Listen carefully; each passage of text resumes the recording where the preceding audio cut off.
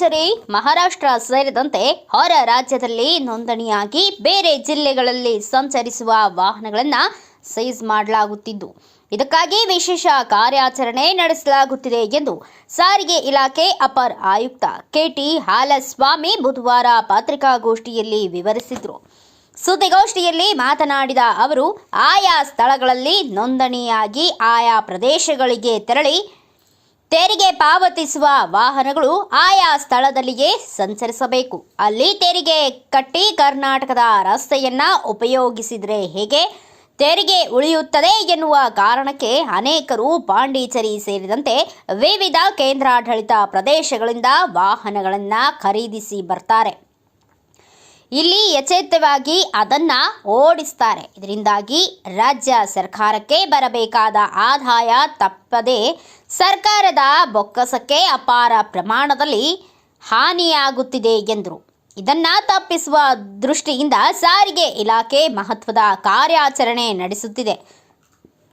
ಕಳೆದ ಹಲವಾರು ದಿನಗಳಿಂದ ವಿಶೇಷ ತಂಡಗಳ ಮೂಲಕ ಈ ರೀತಿಯ ವಾಹನ ಸೀಸ್ ಮಾಡುವ ಕೆಲಸ ಮಾಡುತ್ತಿದೆ. ಕಲಬುರಗಿ, ಬೆಳಗಾವಿ ವಿಭಾಗದಲ್ಲಿ ನಮ್ಮ ವಿಶೇಷ ತಂಡ ಸಂಚರಿಸುತ್ತಿದೆ ಎಂದರು. ಪಾಂಡಿಚೇರಿ, ಮಹಾರಾಷ್ಟ್ರ ಸೇರಿದಂತೆ ಯಾವುದೇ ರಾಜ್ಯಗಳಲ್ಲಿ ನೋಂದಣಿಯಾದ ವಾಹನಗಳು ಇಲ್ಲಿ ಕಾಯಂ ಆಗಿ ಓಡಾಡುವಂತಿಲ್ಲ. ನಾವು ಕೇವಲ ಹೊರ ರಾಜ್ಯದ ವಾಹನ ಬಂದರೆ ಸೀಸ್ ಮಾಡುವುದಿಲ್ಲ. ಪೂರ್ವಾಪರ ತನಿಖೆ ಮಾಡಿ ವ್ಯಕ್ತಿಯ ಆಧಾರ್ ಕಾರ್ಡ್, ಡ್ರೈವಿಂಗ್ ಲೈಸೆನ್ಸ್ ಮೊದಲಾದ ಮಾಹಿತಿ ಕಲೆ ಹಾಕಿ ಅವರ ಮೇಲೆ ದಂಡ ವಿಧಿಸುತ್ತೇವೆ ಎಂದರು. ಇವತ್ತು ಬೆಳಗಾವಿ ಮತ್ತು ಕಲಬುರಗಿ ವಿಭಾಗದ ವ್ಯಾಪ್ತಿ ಅಂದರೆ ಡಿವಿಷನ್ ವ್ಯಾಪ್ತಿಯಲ್ಲಿ ಏನೇನು ಆರ್ ಟಿ ಒ ಆಫೀಸ್ಗಳು ಬರುತ್ತೆ, ಆರ್ ಟಿ ಒ ಆಫೀಸ್ ವ್ಯಾಪ್ತಿಯಲ್ಲಿ ನಾನು ಇವತ್ತು ಜಾಯಿಂಟ್ ಸ್ಕ್ವಾಡ್ ಅಂತ ಹೇಳಿ ಇವತ್ತು ನಾವು ಮೋಟರ್ ವೆಹಿಕಲ್ ಒಂದು ಜೀಪಿಗೆ 2 ಜನ ಮೋಟರ್ ವೆಹಿಕಲ್ ಇನ್ಸ್ಪೆಕ್ಟರ್ ಅಂತೆ ಒಂದೊಂದು ಆಫೀಸಲ್ಲಿ 4-5 ಟೀಮ್ ಮಾಡಿ ಎಲ್ಲ ಕಡೆನೂ ನಾವು ತನಿಖೆ ಯಾವುದನ್ನು ಮೋಟರ್ ವೆಹಿಕಲ್ಗಳನ್ನ ಚೆಕಿಂಗ್ ಮಾಡೋದಕ್ಕೆ ನಾವು ಇವತ್ತೊಂದು ಕಾರ್ಯತಂಡನ ಹಾಕಿದ್ದೀನಿ.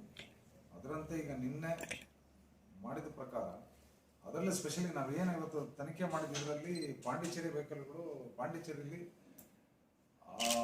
ಇಲ್ಲಿ ಇದ್ಕೊಂಡು ಕರ್ನಾಟಕ ರಾಜ್ಯದಲ್ಲಿ ಇಲ್ಲಿ ಇದ್ಕೊಂಡ್ಬಿಟ್ಟು ಈ ಬಿಜಾಪುರ, ಬಾಗಲಕೋಟೆ ಅಥವಾ ಈ ಕಡೆ ಬೆಳಗಾವಿ ಅಥವಾ ಇಲ್ಲಿ ಇದ್ಕೊಂಡ್ಬಿಟ್ಟು ಎಲ್ಲಿ ಅಂತ ಹೇಳಿದ್ರೆ ಅಲ್ಲಿ ಪಾಂಡಿಚೇರಿಯಲ್ಲಿ ರಿಜಿಸ್ಟ್ರೇಷನ್ ಮಾಡ್ತಾರೆ. ಇದು ನಮ್ಮ ಮೋಟಾರ್ ವಾಹನ ಕಾಯ್ದೆ ಮತ್ತು ಮೋಟಾರ್ ವೆಹಿಕಲ್ ರೂಲ್ಸ್ ಇದೆ ಎಗೇನ್ಸ್ಟ್ ಆಗಿ ರಿಜಿಸ್ಟರ್ ಮಾಡ್ತಾ ಇದ್ದಾರೆ. ಉದ್ದೇಶ ಏನಂತ ಹೇಳಿದ್ರೆ ಒಂದು ತೆರಿಗೆ ಕಡಿಮೆ ಆಗುತ್ತೆ ಅನ್ನೋ ಉದ್ದೇಶದಿಂದ ಇಲ್ಲಿ ಬಿಜಾಪುರದಲ್ಲಿ ನಮ್ಮ ರಾಜ್ಯದಲ್ಲಿರೋ ರಸ್ತೆಗಳನ್ನ ಉಪಯೋಗಿಸ್ಕೊಂಡು ಅಲ್ಲಿ ರಿಜಿಸ್ಟ್ರೇಷನ್ ಮಾಡಿ ಇಲ್ಲಿಗೆ ತರ್ತಾ ಇದ್ದಾರೆ.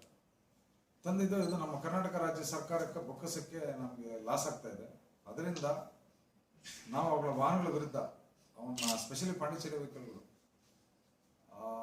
ಪಾಂಡಿಚೇರಿ ಅಂತಲ್ಲ ಅದರ್ ಸ್ಟೇಟಿನಿಂದ ಯಾವುದೇ ಆಗಲಿ, ಈ ಕಡೆ ಸುತ್ತಮುತ್ತ ಆಂಧ್ರ ಆಗಲಿ ಅಥವಾ ಈ ಕಡೆ ತಮಿಳುನಾಡು ಆಗಲಿ, ಮಹಾರಾಷ್ಟ್ರ ಆಗಲಿ ಅಥವಾ ಬೇರೆ ಒರಿಸ್ಸಾ ಆಗಲಿ ಅಥವಾ ಬೇರೆ ಯಾವುದೇ ಸ್ಟೇಟಲ್ಲಿ ಆಗಲಿ ಅವ್ರು ಯಾವುದೇ ಕಾರಣಕ್ಕೂ ರಿಜಿಸ್ಟರ್ ಮಾಡಿ ಇಲ್ಲಿ ವಾಸ ಮಾಡತಕ್ಕಂಥವ್ರು ಬೇರೆ ರಾಜ್ಯದಲ್ಲಿ ರಿಜಿಸ್ಟ್ರೇಷನ್ ಮಾಡಿಸೋದಕ್ಕೆ ನಮ್ಮ ಕಾನೂನಲ್ಲಿ ಅವಕಾಶ ಇಲ್ಲ.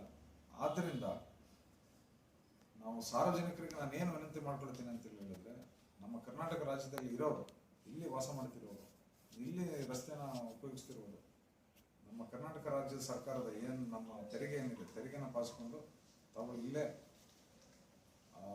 ಚಲಾವಣೆ ಮಾಡ್ಬೋದು ಅಂತ ವಾಹನಗಳ ವಿರುದ್ಧ ನಾವು ಯಾವುದೇ ಕ್ರಮ ಕೈಗೊಳ್ಳಲ್ಲ. ಅದರ್ ದೆನ್ ಅಫೆನ್ಸಸ್ ಬಿಟ್ಟರೆ ಲೈಸೆನ್ಸ್ ಇದ್ದಲ್ಲೇ ಇರ್ಬೋದು ಅಥವಾ ಇನ್ನೊಂದು ಯೂನಿಫಾರ್ಮ್ ಟ್ರಾನ್ಸ್ಪೋರ್ಟ್ ವೆಹಿಕಲ್ ಆದರೆ ಯೂನಿಫಾರ್ಮ್ ಇದ್ದಲ್ಲೇ ಇರ್ಬೋದು ಅಥವಾ ಬೇರೆ ಅದರ್ ಅಫೆನ್ಸಸ್ ಬಿಟ್ಟಿದ್ರೆ ತೆರಿಗೆ ಬಗ್ಗೆ ಅಂತೂ ಹಾಕಲ್ಲ. ಇದು ಉದ್ದೇಶ ಏನಂತ ಹೇಳಿದ್ರೆ ಅಮಾಯಕರು ಅಲ್ಲೂ ಟ್ಯಾಕ್ಸ್ ಕಟ್ತಾರೆ, ಪಾಂಡಿಚೇರಿಯಲ್ಲಿ ಅಥವಾ ತಮಿಳುನಾಡಲ್ಲಿ ಕಟ್ತಾರೆ, ಮತ್ತೆ ನಾವು ಇಲ್ಲಿ ಕೇಸ್ ಹಾಕಿದ್ರೆ ಮತ್ತೆ ಇಲ್ಲೂ ಕೂಡ ಕಟ್ಬೋದು. ಇದು ಗೊತ್ತಿಲ್ಲದವರಿಗೆ ಇವತ್ತು ಸಾರ್ವಜನಿಕರಿಗೆ ಇವತ್ತು 2 ಟ್ಯಾಕ್ಸ್ ಕಟ್ಟೋದು ತೊಂದರೆ ಆಗ್ತಾ ಇದೆ. ಅದನ್ನ ಇಲ್ಲಿ ಕಟ್ಟಿದಾದ ಮೇಲೆ ಒಂದು ಸರ್ಟಿಫಿಕೇಟ್ ತಗೊಂಡ್ಬಿಟ್ಟು ಆಮೇಲೆ ಇಲ್ಲಿ ಟ್ಯಾಕ್ಸ್ ಕಟ್ಟಿದ ಸರ್ಟಿಫಿಕೇಟ್ ಅಲ್ಲೂ ಕೂಡ ರಿಫಂಡ್ ಮಾಡ್ಬೋದು. ಇದು ಎಷ್ಟು ಜನಕ್ಕೆ ಗೊತ್ತಿದೆಯೋ ಗೊತ್ತಿಲ್ವ. ಅದರಿಂದ ನಮ್ಮ ಏನು ಈಗ ವ್ಯಾಪ್ತಿಲಿ ಈಗ ಬಿಜಾಪುರ ಆಯಿತು ಅಥವಾ ಬಾಗಲಕೋಟೆ ಬೇರೆ ಯಾವುದು ನಮ್ಮ ಬೇರೆ ಇತರೆ ಆರ್ ಟಿ ಒ ಆಫೀಸ್ಗಳಲ್ಲೂ ಕೂಡ ಅವರೆಲ್ಲರೂ ಕೂಡ ಸಂಬಂಧ ಗೊತ್ತಿರಲಿಲ್ಲ ಅಂತ ಹೇಳಿದ್ರೆ ಬಂದು ಆರ್ ಟಿ ಒ ಆಫೀಸಲ್ಲಿ ನಮ್ಮ ಸ್ಟಾಫ್ ಆಗಲಿ ಅಥವಾ ನೇರವಾಗಿ ಖುದ್ದಾಗಿ ಆರ್ ಟಿ ಒನಾಗಲಿ ಕೇಳಿದ್ರೆ ಅದರಿಂದ ಮಾಹಿತಿ ಪಡೆದು ಅವ್ರು ಯಾವುದೇ ಈ ಥರ ಅನ್ಯಾಯಕ್ಕೆ ಅಥವಾ ಯಾವುದೇ ಈ ರೀತಿ ಅವ್ರಿಗೆ ಹೆಚ್ಚಿನ ಹೊರೆ ಆಗದಂತೆ ನೋಡ್ಕೊಳ್ಳೋದಾಗಿ ನಾನು ಸಾರ್ವಜನಿಕರಿಗೆ ನಾನು ಮನವಿ ಮಾಡ್ಕೊಳ್ತೀನಿ.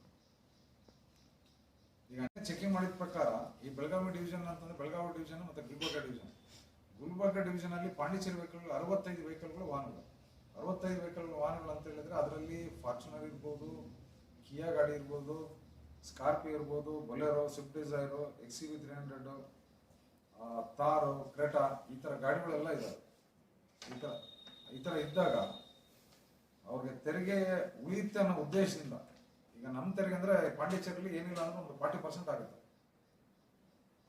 ನಮಗೆ ಕಂಪೇರ್ ಮಾಡಿದ್ರೆ ಅಲ್ಲಿ ಕಡಿಮೆ, ಕೇಂದ್ರಾಡಳಿತ ಪ್ರದೇಶ ಆಗಿರೋದ್ರಿಂದ ಅಲ್ಲಿ ಕಡಿಮೆ ಆಗಿರೋದ್ರಿಂದ ಹೆಚ್ಚು ಕಡಿಮೆ. ಈಗ ಎಕ್ಸಾಂಪಲ್, ಈಗ ಒಂದು ಫಾರ್ಚುನರ್ಗೆ ನಮಗೆ ಇಲ್ಲಿ ಒಂದು 7.5 ಲಕ್ಷ ಕಟ್ಟಬೇಕಾಗುತ್ತೆ.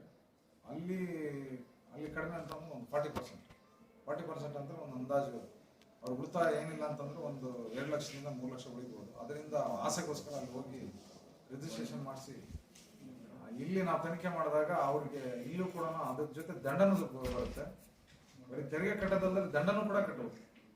ಆ ಉದ್ದೇಶಕ್ಕೋಸ್ಕರ ದಯವಿಟ್ಟು ನಾನು ಹೇಳ್ತಾ ಇದ್ದೀನಿ, ಯಾವುದೇ ಕಾರಣಕ್ಕೂ ಸಾರ್ವಜನಿಕರು ಯಾವುದೇ ಕಾರಣಕ್ಕೂ ಬೇರೆ ರಾಜ್ಯದಲ್ಲಿ ಇಲ್ಲಿ ವಾಸ ಮಾಡೋದು, ಬೇರೆ ರಾಜ್ಯದಲ್ಲಿ ಯಾವುದೇ ಕಾರಣಕ್ಕೂ ಅಲ್ಲಿ ರಿಜಿಸ್ಟ್ರೇಷನ್ ಮಾಡ್ಸಕ್ ಹೋಗ್ಬೇಡಿ.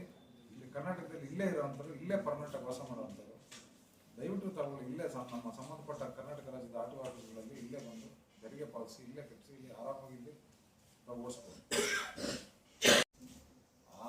ಅದಿನ್ನೂ ಬಂದಿಲ್ಲ. ಇದು ತೆರಿಗೆ ಆಯಾ ರಾಜ್ಯದ ವಿಷಯ ಇದು. ಈಗ ಆಂಧ್ರ ಪ್ರದೇಶದ ಆಂಧ್ರ ಟ್ಯಾಕ್ಸ್ ಬೇರೆ ಇರುತ್ತೆ, ಕರ್ನಾಟಕ ರಾಜ್ಯದ ಕರ್ನಾಟಕ ಟ್ಯಾಕ್ಸ್ ಬೇರೆ ಇರುತ್ತೆ, ತಮಿಳುನಾಡು ಟ್ಯಾಕ್ಸ್ ತಮಿಳುನಾಡು ಟ್ಯಾಕ್ಸ್ ಬರುತ್ತೆ. ಆ ರೀತಿ ಆದೇಶ ಇದ್ದರೆ ದಯವಿಟ್ಟು ಕೊಡಿ. ನನಗಂತೂ ಗೊತ್ತಿಲ್ಲ, ಆ ರೀತಿ ಇಲ್ಲಿವರೆಗೂ ನಾನು ಯಾವುದೇ ರೀತಿ ಜಜ್ಮೆಂಟ್ ಕೂಡ ನಾನು ನೋಡಿಲ್ಲ. ಅದು ನೀವು ಹೇಳಿದ್ರೆ ಲಾರಿಗಿದೆ, ನ್ಯಾಷನಲ್ ಪರ್ಮಿಟ್ಗಿದೆ. ಅದು ಬಿಟ್ಟರೆ ಈ ಒಂದು ಲೈಫ್ ಟೈಮ್ ಟ್ಯಾಕ್ಸ್ ನಮ್ಮ ಏನಿದೆ ನಾನ್ ಟ್ರಾನ್ಸ್ಪೋರ್ಟ್ ವೆಹಿಕಲ್ ಅಂತಂದ್ರೆ ಏನು ನಾವು ಕಾರು ಓನ್ ವೆಹಿಕಲ್ ಏನಿರುತ್ತೆ ಅದಕ್ಕೋಸ್ಕರ ಯಾವುದೇ ಕಾರಣಕ್ಕೂ ಅದು ಆದೇಶ ನಾನಂತೂ ನೋಡಿಲ್ಲ. ತಾವೇನಾದ್ರೂ ಇದ್ರೆ ದಯವಿಟ್ಟು ಕೊಡ್ತೀವಿ. ಏನಿದೆ ತೆರಿಗೆ ನಮ್ಮ ಮೋಟಾರ್ ವೆಹಿಕಲ್ ಟ್ಯಾಕ್ಸ್ ಏನಿದೆ ಅದು ಆಯಾ ಸಂಬಂಧಪಟ್ಟ ರಾಜ್ಯದ ಒಂದು ರಾಜಸ್ವ ಸಂಘ. ಈಗ ಪಾಂಡಿಚೇರಿ ರಿಜಿಸ್ಟರ್ ಮಾಡ್ತಾರೆ, ಇಲ್ಲಿಂದ ಹೋಗಿ ಸಪೋಸ್ ನಾನೇನು 40 ಲಕ್ಷದ 30 ಲಕ್ಷದ ಕಾರ್ ನೀವು ಹೇಳ್ತಿರೋದು ನೋಡಿ, ಅಲ್ಲಿ ಹೋಗಿ ಇಲ್ಲಿ ಪರ್ಮನೆಂಟ್ ಆಗಿ ನಾವು ಆಧಾರ್ ಕಾರ್ಡ್ ಇಲ್ಲೇ ಇರುತ್ತೆ. ಈಗ ಎಕ್ಸಾಂಪಲ್ ನಿಮ್ಗೆ ಲೈವ್ ಕೊಡ್ತೀನಿ ನಾನು, ಕೇಸಸ್ ಒಂದೆರಡು ಚೆಕ್ ಕೊಡ್ತಾರೆ ಸ್ವಲ್ಪ, ಆಧಾರ್ ಕಾರ್ಡ್ ಇಲ್ಲಿ ಅಡ್ರೆಸ್ ಇರುತ್ತೆ. ಆಮೇಲೆ ನಾವು ವೆರಿಫೈ ಮಾಡ್ತೀವಿ, ನಾವು ಸುಮ್ಮನೆ ಕೇಸ್ ಹಾಕೋದಕ್ಕೆ ಹೋಗಲ್ಲ. ಆಸ್ ಪರ್ ನಮ್ಮ ಮೋಟರ್ ವೆಹಿಕಲ್ ರೂಲ್ಸ್ ಪ್ರಕಾರ 11 ತಿಂಗಳವರೆಗೂ ನಮ್ಮ ಟೈಮ್ ಇದೆ ಒಂದು ಚೇಂಜ್ ಆಫ್ ಅಡ್ರೆಸ್ ಮಾಡ್ಕೊಳ್ಳೋದಕ್ಕೆ. ಅಲ್ಲಿ ಒಂದು ಶೋರೂಮ್ಗೆ ನಾವು ವೆರಿಫೈ ಮಾಡಿ ನಾವು ಕೇಸ್ ಹಾಕೋದು, ಸುಮ್ಮನೆ ನಾವು ಕೇಸ್ ಹಾಕೋದಕ್ಕೆ ಹೋಗಲ್ಲ, ಅಥವಾ ಬರೀ ನಾವು ಅವರಿಗೆ ತೊಂದರೆ ಕೊಡೋದಕ್ಕೆ ಹೋಗಲ್ಲ. ಅವನ ವೆಹಿಕಲ್ ರಿಪೇರ್ ಇಲ್ಲೇ ಇರುತ್ತೆ, ಇನ್ಸೂರೆನ್ಸ್ ಇಲ್ಲೇ ಪೇ ಮಾಡಿರ್ತಾನೆ, ಎವ್ರಿ ಇಯರ್ ಇಲ್ಲಿ ಪೇ ಮಾಡಿರ್ತಾನೆ. ಆಮೇಲೆ ಇಲ್ಲೇ ಒಂದು ಆಧಾರ್ ಕಾರ್ಡ್ ಇರುತ್ತೆ, ಲೈಸೆನ್ಸ್ ಕೂಡ ಇಲ್ಲೇ ಅಡ್ರೆಸ್ ಇರುತ್ತೆ. ಆಮೇಲೆ ಶೋರೂಮ್ ಅಲ್ಲಿ ನಾವು ಏನಾದರೂ ಯಾವುದು ಈಗ ಲೈಕ್ ರಿಪೇರಿಗೆ ಏನಾದರೂ ಅಥವಾ ಹೋದ್ರೆ ಅಥವಾ ಸರ್ವಿಸ್ಗೆ ಹೋದ್ರೆ ಇಲ್ಲೇ ಡಾಕ್ಯುಮೆಂಟ್ ಸಿಗುತ್ತೆ. ಎಲ್ಲ ನಾವು ವೆರಿಫೈ ಮಾಡೇ ನಾವು ಮಾಡ್ತೀವಿ. ಸುಮ್ಮನೆ ಅಂತ ನಾವು ಕೇಸ್ ಹಾಕಿ ನಾವ್ಯಾರಿಗೂ ತೊಂದರೆ ಕೊಡಬೇಕು. ಹಾಗಿದ್ರೆ ಬೇರೆ ಸ್ಟೇಟ್ ನಾವು ಇಲ್ಲಿ ಬರುತ್ತೆ. ಬೇರೆ ಸ್ಟೇಟ್ ಬಂದಾಗ ಒಂದು ಪ್ರಾವಿಷನ್ ಇದೆ. ಬೇರೆ ಸ್ಟೇಟ್ ಬಂದಾಗ ತಕ್ಷಣನೇ ಅಂತಲ್ಲ, ಬೇರೆ ಅಲ್ಲಿದ್ದು ಇಲ್ಲಿ ಬೇಕಾದ್ರೆ ಯುಟಿಲೈಸ್ ಮಾಡ್ಕೋದು. ಓನ್ ವೆಹಿಕಲ್ ಟ್ರಾನ್ಸ್ಪೋರ್ಟ್ ವೆಹಿಕಲ್ಗೆ ಅಲವ್ ಇಲ್ಲ. ಅದು ನಾನ್ ಟ್ರಾನ್ಸ್ಪೋರ್ಟ್ ಅಂತ ಕಾರ್ಗಳಿಗೆ ಅಂತಂದ್ರೆ ನಮ್ಗೆ 11 ತಿಂಗಳವರೆಗೂ ಟೈಮ್ ಇದೆ. 11 ತಿಂಗಳಲ್ಲಿ ಅವರು ಇದು ಚೇಂಜ್ ಮಾಡ್ಕೋಬೇಕು. ಹೌದು, change of address Karnataka registration ಮಾಡಿಸ್ಕೊಳ್ಳಿ. ಮತ್ತೆ ಆ ಟೈಮ್ನಲ್ಲಿ ಸಪ್ರೇಟ್ ಇಲ್ಲಿ ಕರ್ನಾಟಕ ಟ್ಯಾಕ್ಸ್ ತುಂಬಬೇಕು. ಹೌದು, ತುಂಬಬೇಕು.